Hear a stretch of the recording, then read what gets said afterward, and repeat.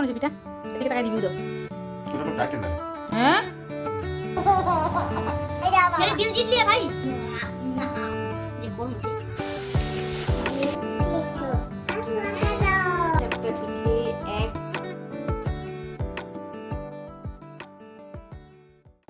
Hello সবাইকে, আমি তৃপ্তি। আমার নতুন আরেকটা ভিডিওতে তোমাদের সকলকে জানাই অনেক অনেক ওয়েলকাম আর আমার অনেক অনেক ভালোবাসা।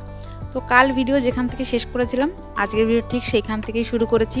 তো পিঠে তো বানাতে শুরু করে দিয়েছি, 2-3টে পিঠে আগেও বানানো হয়ে গেছে। তো আজকের পিঠেটা কেন যেন বারবার তাওয়াতে লেগে লেগে আসছিল। আমি বুঝতে পারছিলাম না কেন। এর আগে যখন বানিয়েছিলাম সুন্দর উঠে এসেছিল, তো এইবার কেন যেন বারে বারে লেগে যাচ্ছে। তো সেই জন্য তাওয়াটা একটু বেশি করে গরম করে নিলাম, তেল লাগিয়েও নিলাম, তবুও সে একই রকম হচ্ছে।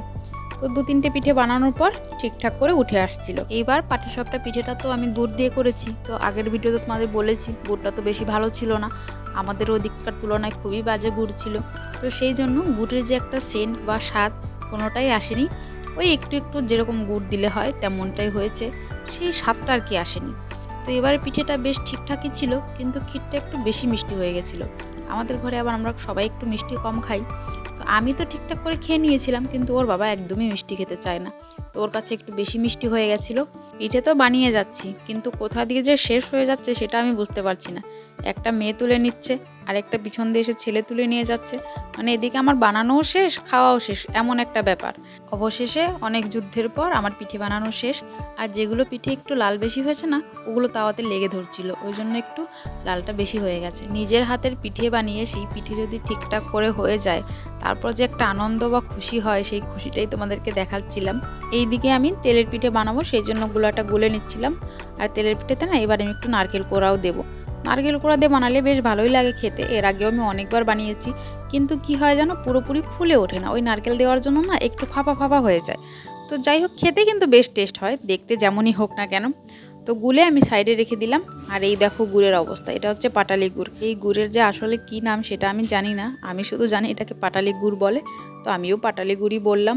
আর এদিকে নারকেলগুলো একটু গুড় দিয়ে এখানে ভেজে নেব, মানে নাড়ু বানাবো ওই জন্য। তো আমার ভাজাও হয়ে গেছে, আর এবার বানাতেও চলে এসেছি। নারকেলের নাড়ু তো একটু গরম গরম থাকতেই বানাতে হয়। কড়াই থেকে নামিয়ে সোজা নিয়ে চলে এসেছি বানাতে। তো বেশ গরম আছে, ছেলেও হাত দিতে এসেছিল। আমি বললাম না, এটা খুব গরম আছে, তুই হাত দিস না। কিন্তু কোথায় আর আমার কথা মানলো। দেখো 2 ভাই বোনেই চলে এসেছে নাড়ু বানাতে। তো ওদেরকে নিয়েই বানাতে শুরু করলাম। তো বানাচ্ছে কম, খাচ্ছে বেশি। মেয়ে তো নিয়েই টুকটুক করে মুখে পুরে দিচ্ছে, আর খেয়ে বলছে মা খেতে বেশ ভালো। আর কোথায় আর ইচ্ছে মতো বানাতে পারবে। দেখো কত লড়াই করে যে বানাচ্ছি, তোমরা একটু খেয়াল করলে দেখতে পারবে। যত পিঠে আদি আমি বানালাম, সব এদেরকে নিয়ে আর এইভাবেই যুদ্ধ করে বানাতে হয়েছে। তো অবশেষে আমার নারকেলের নাড়ু বানানো হয়ে গেছে। আর কেমন হয়েছে জানিও। আর এদিকে চলে এলাম আবার তেলের পিঠে বানাতে, এটাও তো বাকি রয়েছে। তো একসাথে এতগুলো পিঠে বানাচ্ছি না, আমার বেশ কষ্ট হয়ে যাচ্ছে। কিন্তু আজ না বানালে আবার তো কাল সেই একটা কাম বারে বারে করতে হবে। সেই জন্য ভাবলাম যে কষ্ট হোক, একবারেই সব বানিয়ে ফেলি। রাতের রান্নাবান্না করতে হবে না, সেটা দুপুরবেলায় করে রেখেছিলাম, শুধু অল্প ভাত করব। আর খাবার সময় তরকারিগুলো একটু গরম করে নেব, ব্যাস হয়ে যাবে। তো পিঠেগুলো বানিয়ে ফেলি। তো আজ মনে হচ্ছে না পিঠে খেয়ে বেশি ভাত খাওয়া যাবে, ওই জন্য ভাতটা দেরিতেই বানাবো। দেখি কার পেটে কতখানি জায়গা থাকে। মনে তো হচ্ছে না ছেলে আর মেয়ে ভাত খাবে, কারণ ওরা পিঠে বানানো থেকেই শুরু করে দিয়েছে খাওয়া। আর মেয়ে তো খাচ্ছে কম, ফেলাচ্ছে বেশি। ওই জন্য ওকে একটু বকেও দিলাম, তুমি খাবে না তাহলে নিচ্ছ কেন। তো আমার বকা শুনে সোজা কোলে উঠে পড়েছে। এত সময় ও দাঁড়িয়ে খেলছিল, এখন আর কিছুতেই মানবে না। কোল থেকে নামিয়ে বসিয়েছি এখানে। দেখো বসে বসে কি অবস্থাটা করেছে। এই গ্লাসের মধ্যে ছিল অল্প চালের গুঁড়ি, সেটা দিয়ে সারা জায়গাটা মেখেছে। অবশেষে সব পিঠে বানানো হলো। আর এখন ভাবছি বিছানাতে যেয়ে একটু বডিটা ফেলবো, আর দাঁড়িয়ে থাকতে পারছি না, খুব কষ্ট হয়ে যাচ্ছে। এদিকে ছেলের কাণ্ড দেখো, কোথায় দাঁড়িয়ে পিঠে খাচ্ছে।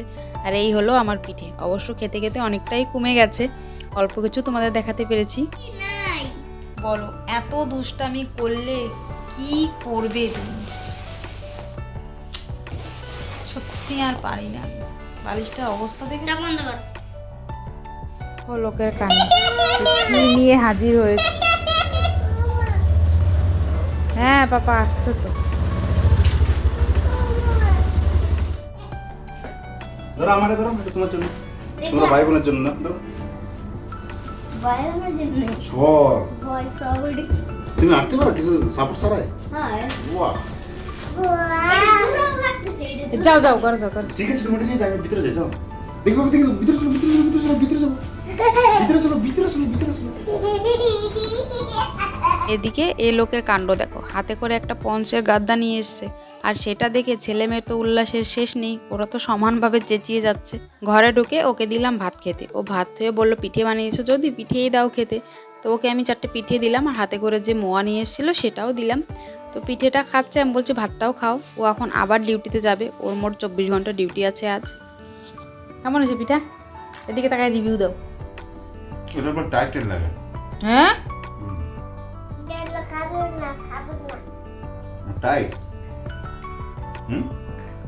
পিঠে খেয়ে কি বললো সেটা তো শুনতেই পেলে। তারপর বললাম একটু মিছেমিছি বলো যে ভালো হয়েছে, তারপর একটু মাথা নেড়ে দিল।